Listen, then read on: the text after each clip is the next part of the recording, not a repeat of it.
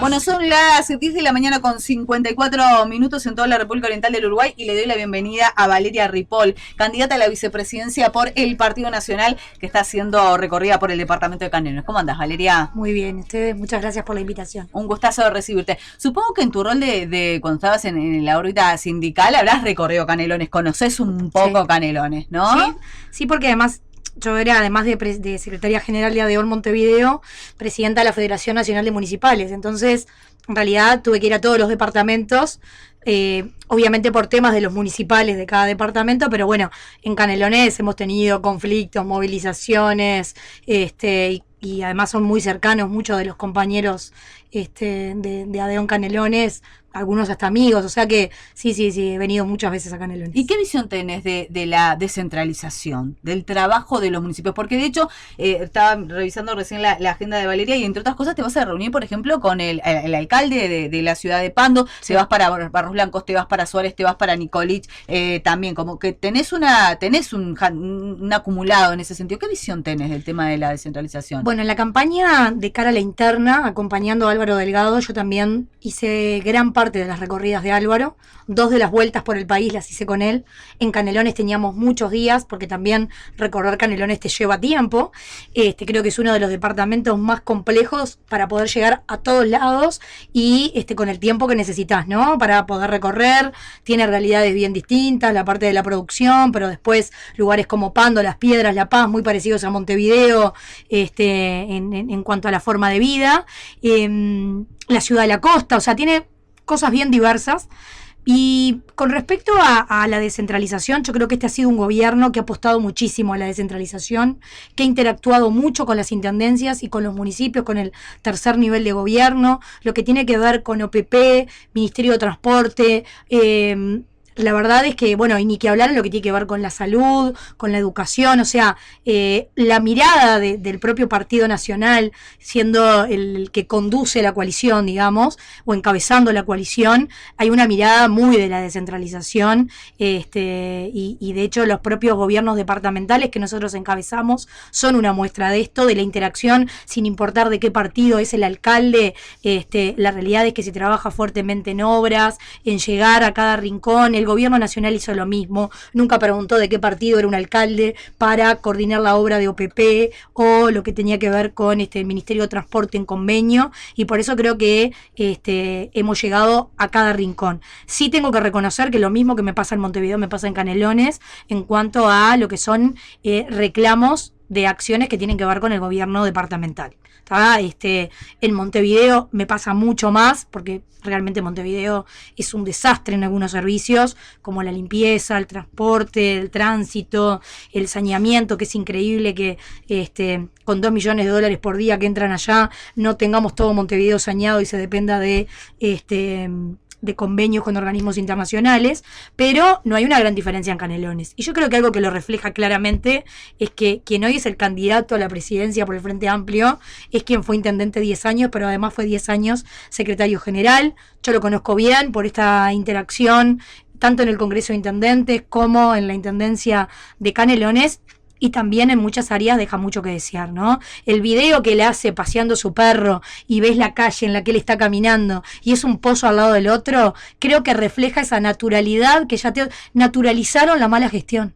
Entonces pensemos que la intendenta de Montevideo y el intendente de Canelones, que tienen 2 malas gestiones, Canelones que no, con un déficit enorme acumulado, con grandes deudas por muchos periodos para adelante, o sea, Canelones no está bien en la gestión departamental, Montevideo tampoco, y pensemos que son la fórmula que se presenta en el Frente Amplio para conducir el país, y no pudieron ninguno de los dos con sus intendencias, por lo menos no hicieron buenas gestiones. Entonces, eso me pasa mucho en Canelones, que le tengo que decir a la gente que muchos reclamos que me hacen desde el gobierno nacional no los podemos resolver, cuando el cuestionamiento, la pregunta tiene que ver con la seguridad, sí, si tiene que ver con la salud, sí, podemos plantearlo porque somos gobierno todavía y lo trasladamos, pero lamentablemente muchas veces le tenemos que decir que hay acciones que podemos plantearlo en la Junta Departamental, podemos trasladarlo, pero la realidad es que no podemos resolverlo, ¿no? Vos sabés que acá también surge permanentemente en el programa quizás hasta la otra cara de eso, que seguramente a vos te llegue también. Canelones es el departamento con más municipios. Tenemos tenemos 30, vamos a tener 32 para el próximo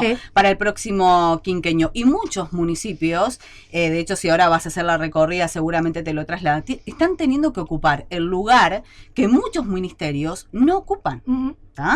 Brindando asistencia porque no llegan algunas prestaciones del Ministerio de Desarrollo Social o incluso el Ministerio de Salud también. De hecho, y vos sos mamá de un adolescente también, ¿no?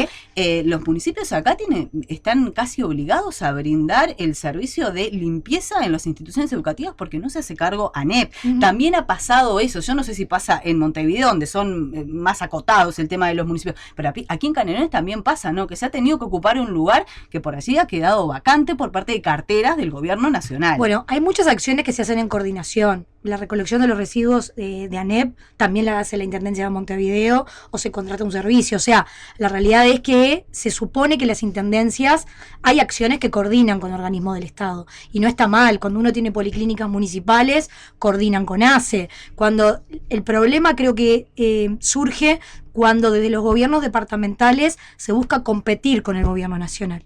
Y eso en Montevideo, por ejemplo, nos pasa muchísimo. Hay una competencia permanente y los roles fundamentales se descuidan, los principales, por querer competir permanentemente y decir yo lo hago porque no lo hace el gobierno. Y a veces no es porque no lo hace el gobierno, sino por esa permanente búsqueda de competir y decir yo lo hago y soy el gobierno departamental y no debería hacerlo. Yo creo que en Canelones lo que tiene que ver con ACE y con la apertura de nuevas policlínicas y lo que tiene que ver con la salud, que a ver, siempre pueden faltar cosas. Acá nadie dice que acá estamos en la perfección absoluta y no hay cosas que seguir construyendo, pero la realidad es que la descentralización en la salud, lo que tiene que ver con los CTI en los hospitales públicos, con la mejora y la inauguración de hospitales públicos en el Uruguay, como fue en este periodo, a pesar de tener que enfrentar la pandemia y de que estamos hablando que son 5 años de gobierno con 2 de pandemia, que se comparan permanentemente con 15, y 15 no es igual que 5, y mucho menos igual que 3, pero bueno, nosotros igualmente recogemos el guante, salimos a decir, bueno, si el resumen es que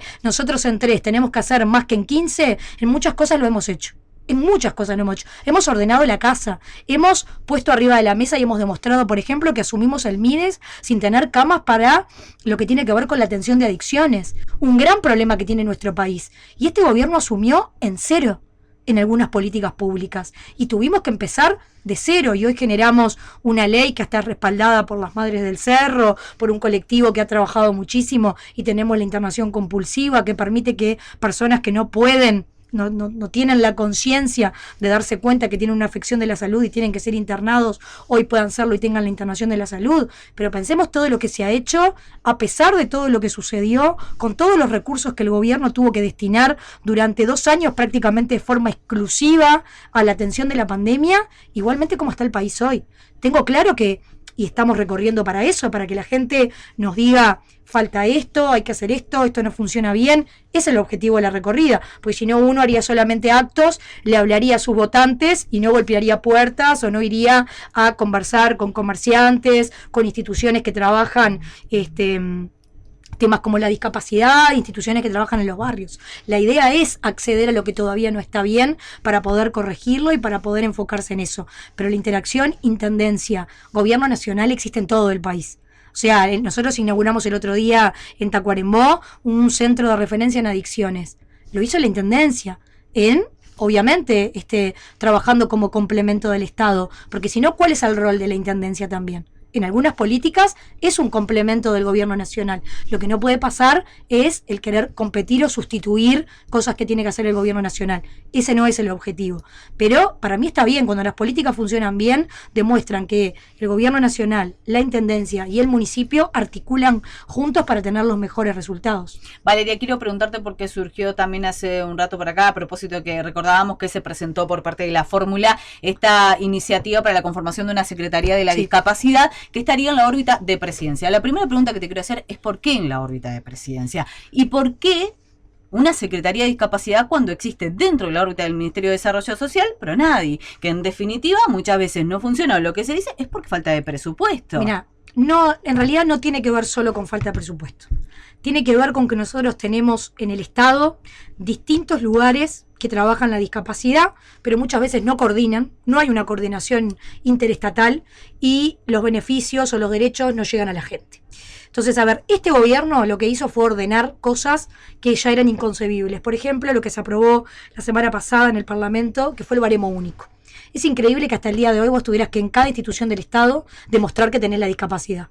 Y cada 4 años en el BPS tenés que ir a hacer una revisión de pensión para demostrar que seguís con la discapacidad. En la mayoría de los casos, discapacidades que no se van a curar, nunca, que no tienen posibilidad de mejorar.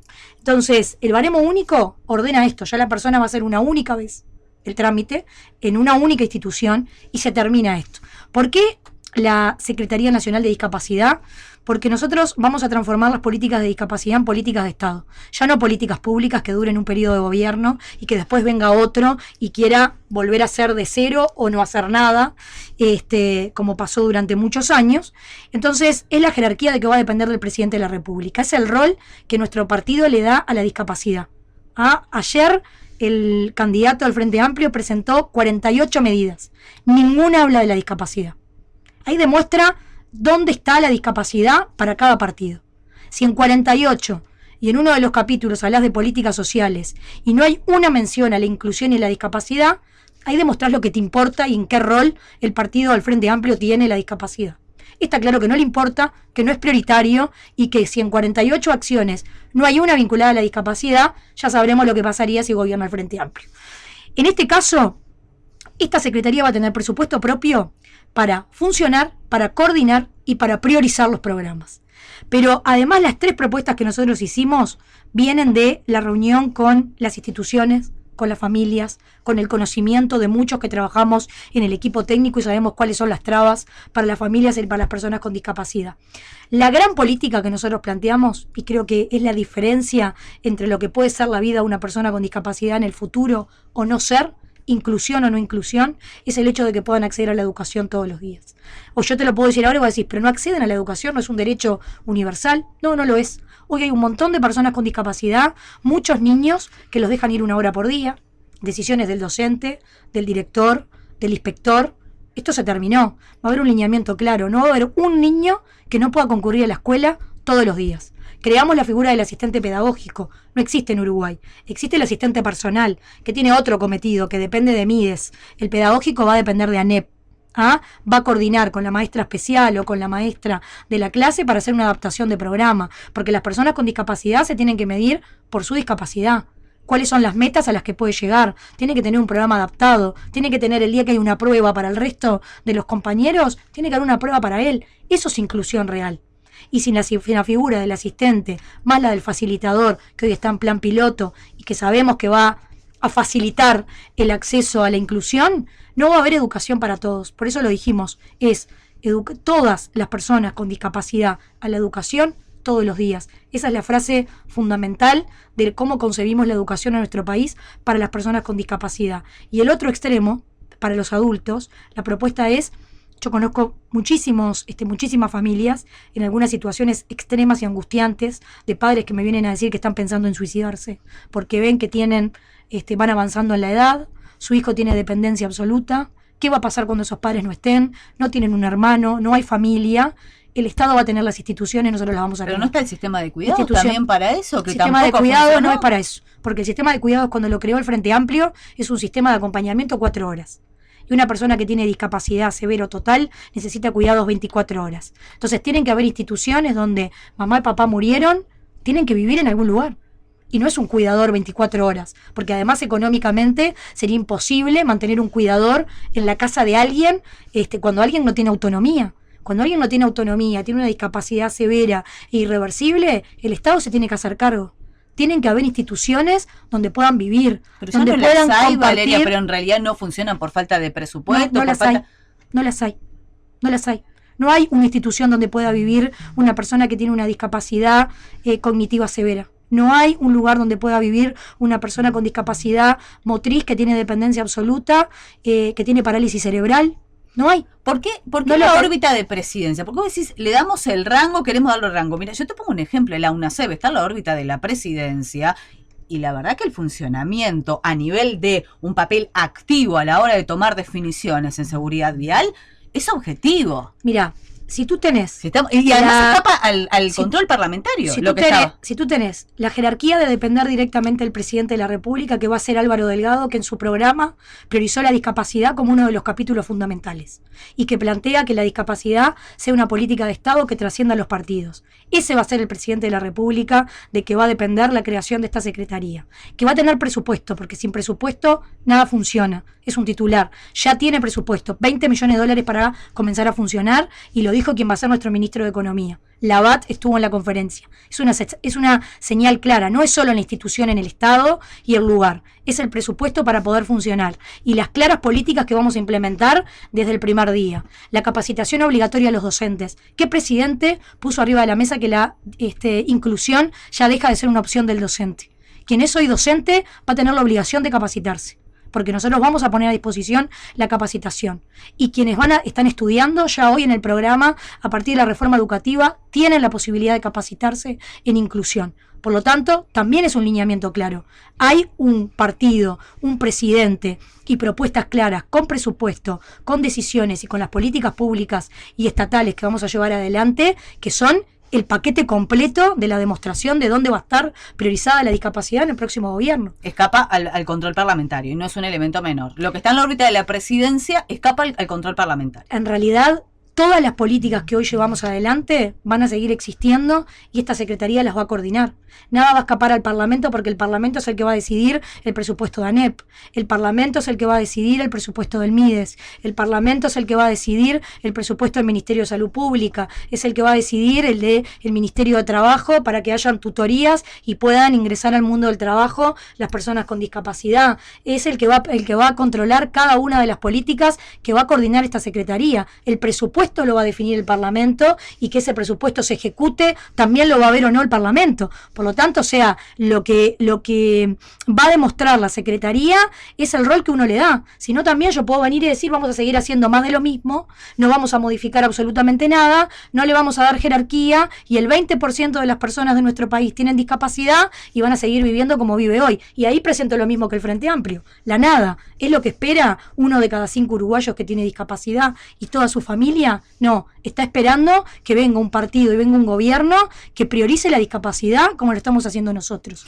Quienes hemos vivido esto, y yo lo llevo ya en 16 años, 17 tiene mi hijo, pero sacando el tiempo del diagnóstico, quienes nos han cerrado puertas de forma permanente, nos han utilizado en nuestra militancia y en nuestro trabajo durante muchos años, y fueron gobierno con mayoría parlamentaria, bonanza económica y con tiempo, porque 15 años es un montón de tiempo para revertir situaciones y crear políticas que realmente funcionen y tengan resultado. La realidad es que necesitamos este tipo de respuestas. Hablabas del tema que sigue siendo un debe, pasa a los gobiernos, los partidos políticos, sigue siendo un debe, y es la coordinación entre los organismos, instituciones, Ministerio del Estado, que es un horror, es un horror. El BPS no sabe lo que pasa en DGI, es tremendo. El cruce de información. El cruce de información, que parecería básico y que nos piden a nosotros como ciudadanos para tantas otras cosas, no existe. Eso, ¿cómo se revierte? Nosotros eso? tenemos dentro de la propuesta del programa de gobierno, nosotros vamos a generar un Estado más eficiente. Primero que nada, eliminando un montón de cosas. Hay que eliminar trámites innecesarios que justifican puestos de trabajo innecesarios. No pueden existir puestos de trabajo que sea una persona que, si no te pone este sello, vos no podés empezar con tu emprendimiento. Entonces, ya en realidad tenemos ese trabajo hecho, porque se hizo durante este periodo preparando la reforma del Estado, que no se pudo implementar del todo, más allá de pequeños cambios como el que tiene que ver con las licencias médicas, con la reevaluación de un montón de recursos. El Estado no colapsó y se tomó el 3x1 durante este periodo, y esto va a permanecer en el próximo gobierno. Nosotros planteamos reducir la plantilla, que también tiene que ver con reducir el número de empleados públicos. Reducir el número de empleados públicos en lugares donde realmente se puede hacer. Hay un no montón, reconvertirlos. A ver, ya hoy se están reconvirtiendo. Hay tareas que hoy no existen. La reducción del funcionario no es que vamos a echar a nadie. Tiene que ver con ver si la vacante es necesario cubrirla o no.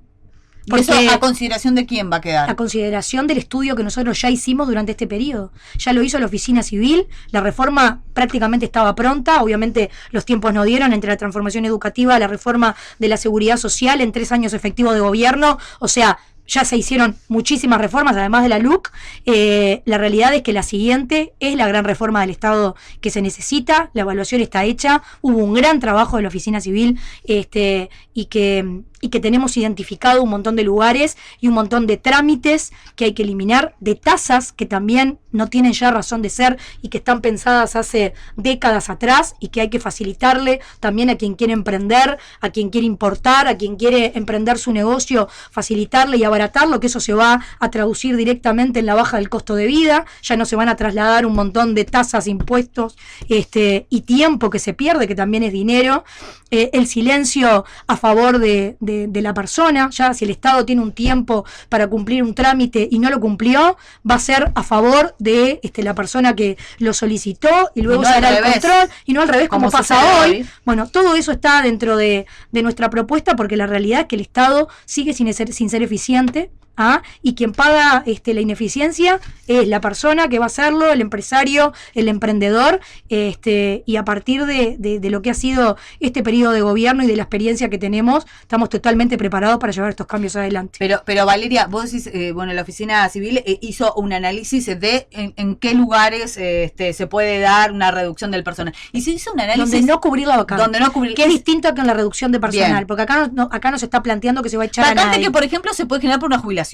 Se genera por una jubilación. ¿Ese puesto es necesario cubrirlo? Bien. No, prioricemos la policía que necesitamos que ingrese, priorizamos la atención de la salud y la de educación, lo que realmente necesita una respuesta del Estado clara y buena para la gente. Ahora, yo te pongo, por ejemplo, el ejemplo de OCE y te pregunto si en ese estudio surgió también aquellos lugares donde no se había dado el famoso 3.1 reposición y que en definitiva terminó o significó una pérdida de la calidad del servicio, porque de OCE hay lugares que no se cubrieron. Bueno, el cambio de las licencias médicas, por ejemplo, generaron que gente que hacía años que no iba a trabajar, hoy volviera a trabajar. Generó que personas que cuando estuvo por aprobarse, cuando ya estaba en camino de que salía el cambio de las licencias médicas de los funcionarios públicos, hacía años que no venían a trabajar y se reintegraron el mes antes. O sea, yo defiendo al buen funcionario. Vengo de ser dirigente sindical más de 15 años. Defiendo al buen trabajador. Y todo este estudio que nosotros hicimos nos hizo detectar dónde estaban los buenos trabajadores, pero también dónde estaban los malos trabajadores. Y muchas veces las carencias en los servicios no se dan por falta de personal. Se dan por gente que está de viva y no va a trabajar. Ahora, las tercerizaciones que a veces genera la no reposición de esos puestos terminan en empeorar la calidad del servicio y el usuario no sabe a dónde ir, porque no es el Estado y la empresa. Bueno, yo te puedo decir que no siempre las tercerizaciones terminan con malos resultados. Siempre. En muchos casos la participación público-privada es muy buena, el resultado de la coordinación público-privado en muchos lugares del Estado da muy buen resultado, en los tiempos y en la mejora de servicios. Por lo tanto, yo creo que este estudio que nosotros hicimos, que se va a poner en práctica algunos cambios en el periodo que viene, van a mejorar la eficiencia del Estado. La gente lo reclama, no lo reclama el empresario únicamente, lo reclama el ciudadano que va a hacer un trámite y tiene que ir a 5 oficinas porque la razón de ser de algunos puestos de trabajo era hacerte pasear por 5 lugares para que te pongan 5 trancadoras también. Totalmente. Salió un estudio que habla de las oficinas que son particularmente trancadoras. Precisás para un trámite 5 firmas. ¿Cuál es la razón de ser de las 5 firmas en 5 oficinas? ¿Qué valor le aportan al trámite?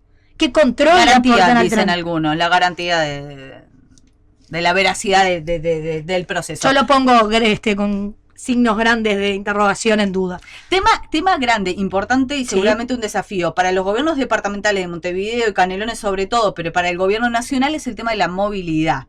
Y de el famoso consorcio metropolitano y las coordinaciones. Montevideo, Canelones los nombro como los dos grandes actores, por decirlo de alguna manera. ¿Qué pasa con esa coordinación también, Valeria? Porque acá se viene planteando desde hace años, por ejemplo, y me surgió el tema por lo que vos mencionabas, el tema de la discapacidad, el tema de los beneficios que se otorgan en las líneas departamentales. No me preguntes por qué no se no se brindan por parte de las líneas del Ministerio de Transporte y Obras Públicas. Acá mensajes de todos lados del departamento de Canelones. Yo estuve en una reunión la semana pasada a partir de un planteo en esto de la campaña de cercanía, como te decía, de ir a hablar con la gente. En una feria te pueden plantear todo. 25 millones de situaciones, te cruzás con los casos más diversos. Y una mamá me planteó el tema de la reglamentación de lo que se aprobó con respecto al boleto. Sí. Es lo que vos me estabas, planteando. Bueno, nosotros pedimos una reunión que seguramente la vamos a tener la semana que viene con el Ministerio de Transporte para ver qué es lo que falta para llevarlo adelante. Yo creo que, a ver, sin conocer demasiado cuáles son las trabas, conociendo el mundo de la discapacidad, hay muchas cosas que en realidad se me ponen hoy arriba de la mesa, que creo que pueden tener con lo que tiene que ver con los coches adaptados, a la posibilidad del traslado real, más allá del costo del boleto, cómo accedes al transporte, porque no todos los vehículos de transporte, las unidades, tienen la posibilidad de ser inclusivas. Y bueno, también ver el tema de cómo fue la negociación con las empresas, cómo se va a poner en acción. ¿Tenés una reunión pendiente sobre el tema? Tengo una reunión pendiente porque me lo plantearon la semana pasada en una de las ferias que recorrí. Ya pedimos la reunión con el Ministerio de Transporte para ver cuál fue la traba para que no se pusiera en práctica, porque el decreto, no me acuerdo ahora exactamente de cuándo es, con la aprobación, pero lo que falta evidentemente es la reglamentación para ponerlo en práctica. Entonces tengo la semana que viene, por lo tanto la semana que viene te podré trasladar efectivamente qué fue lo que trancó, porque con cada uno de los referentes que hablé hay un acuerdo. Por algo está arriba de la mesa, por lo tanto lo que faltó es ver qué es lo que trancó la implementación. Convengamos que muchas veces muchas normas que se aprobaron a veces hace 10 años atrás todavía no estaban en funcionamiento, ¿no?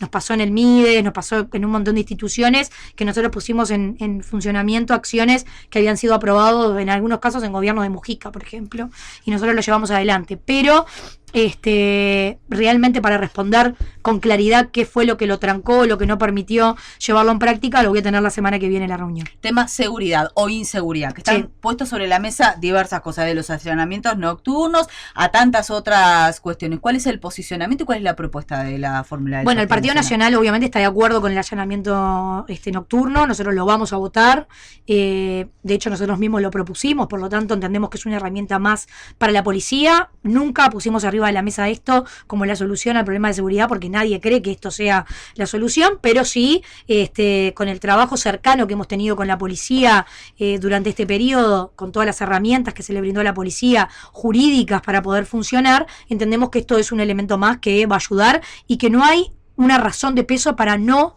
implementarlo en Uruguay. Son 4 países que no lo tienen.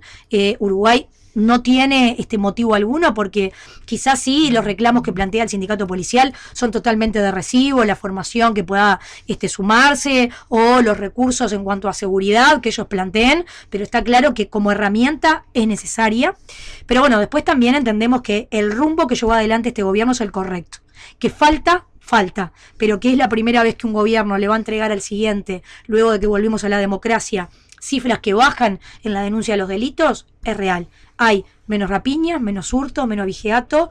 Los homicidios son los que están más estancados, que estamos solamente con un 3% a la baja, pero tenemos y un fortalecimiento del narcotráfico. Propuestas concretas que tienen que ver con el aumentar la Guardia Republicana. Nosotros planteamos en el entorno de 1.300 efectivos más y la descentralización en varios departamentos de bases de la Republicana, pero también en Montevideo la descentralización en algunos barrios también es necesaria. Lo que tiene que ver con este grupo antimafia, que es un modelo italiano que se está implementando en varios países y funciona. De hecho, Argentina lo trajo para Rosario, donde tiene un problema muy grande Argentina instalado, también Chile, y bueno, nosotros planteamos traerlo. Tiene que ver, obviamente, algunos referentes del Frente Amplio nos decían por qué no lo implementamos ahora. Requiere presupuesto y cambio de norma. Es una coordinación con distintas agencias del Estado que van a trabajar buscando el gran narcotráfico, quienes lavan dinero y quienes se enriquecen a partir del narcotráfico, no el pequeño que está en una boca, sino apuntar realmente a los grandes narcotraficantes, y es una experiencia que los países, no solo en Italia, sino donde se ha implementado, funciona bien. lo que tiene que ver con ahí el aumentar las cámaras, la frontera, vamos a ampliar la zona donde controla las Fuerzas Armadas, la experiencia es buena, por lo tanto lo vamos a ampliar algunos kilómetros más en la zona fronteriza. ¿Y el puerto? Bueno, ¿y el qué, perdona? El puerto. Bueno, el puerto nosotros somos los que hemos planteado el problema del funcionamiento de los escáneres cuando asumimos en un colador absoluto. Nosotros trajimos los nuevos escáneres al puerto y tiene que haber un funcionamiento. Bueno, este grupo que yo te planteo tiene que ver con la Dirección de Aduanas, participa directamente en el grupo donde hay distintos lugares del Estado y hasta las propias agencias de inteligencia están también en coordinación permanente. Por lo tanto, esto va a mejorar la coordinación y va a mejorar el funcionamiento de los controles aduaneros. Ya hoy se transformó en una excepción el encontrar algunos cargamentos que obviamente uno no lo justifica, no puede haber ninguno, pero el equipamiento que tenía la aduana y la forma de control cuando nosotros asumimos este gobierno era la nada misma, ¿no? Pasaba, todo el que quería pasar cualquier cosa podía pasarlo, eso es inconcebible, y bueno, por eso también nosotros invertimos en traer los escáneres, que algunos ya están en funcionamiento y otros están en proceso de implementación, pero es la forma en la que hay que hacerlo, hay que mejorar los controles. Uruguay prácticamente no tenía control y tampoco tenía control fronterizo. El poner los militares en la frontera no es nada innovador. Es algo que es un recurso que complementa lo que tiene que ver con el Ministerio del Interior. Bueno, hay que seguir profundizando y trabajando en lo que han sido las políticas que implementaron también este gobierno. Te quiero dejar libre, me quedan muchos temas, pero te quiero trasladar algunas cosas que llegan de la audiencia. Delfina de Atlántida dice: Ceci, estoy totalmente de acuerdo, a mí me ha costado un montón la discriminación que hay en los colegios por parte de los docentes, decir que Tiago, que es el hijo, tiene acompañante en la escuela y la vamos llevando, pero es mucha la bronca al ver la acción de los docentes, dice por acá. Que es lo que vos mencionabas que se va a intentar modificar. Yo soy discapacitada, tuve la pensión y me la sacaron y me mandaron a trabajar. Tengo 55 años y es a raíz de un accidente de tránsito que no puedo trabajar y me la niegan siempre. No sé qué más hacer que llevarles al BPS. Tengo una pierna con prótesis desde la cadera hasta debajo del pie. Tengo EPOC, arritmia, etcétera. Rosa de Colinas de Solimar. Bueno, ahí la realidad tiene que ver con la implementación del problema que teníamos con la implementación del baremo. Hoy esa situación de baremo único se va a terminar y la realidad es que hay que hacerle la evaluación de discapacidad a ella y a todos los que van a pasar por esta situación. Hay que ver, no conozco el caso, quizá nos puede trasladar su situación y podemos verlo en el BPS, qué fue lo que sucedió, porque bueno, a veces la discapacidad no es completa y te permite trabajar en otras cosas, ¿no? Diferente es cuando tenés otros tipos de discapacidad que son mucho más complejos y que todos sabemos que no hay posibilidad de inserción en el mercado del trabajo. Entonces, cada caso es único en la discapacidad, hay que verlo y ver cuál fue la traba, si lo tuvo en algún momento, qué fue lo que cambió. Algunos más. Marcelo de Shangri-La. Los puestos de trabajo de organismos públicos es dinero que va al pueblo. Esos sueldos mueven el mercado. Menos puestos de trabajo, menos compra. Es complicado el asunto, la ecuación, dice Marcelo de Shangri-La. Bueno, nosotros creamos 100.000 nuevos puestos de trabajo, además de recuperar los que perdió el Frente Amplio.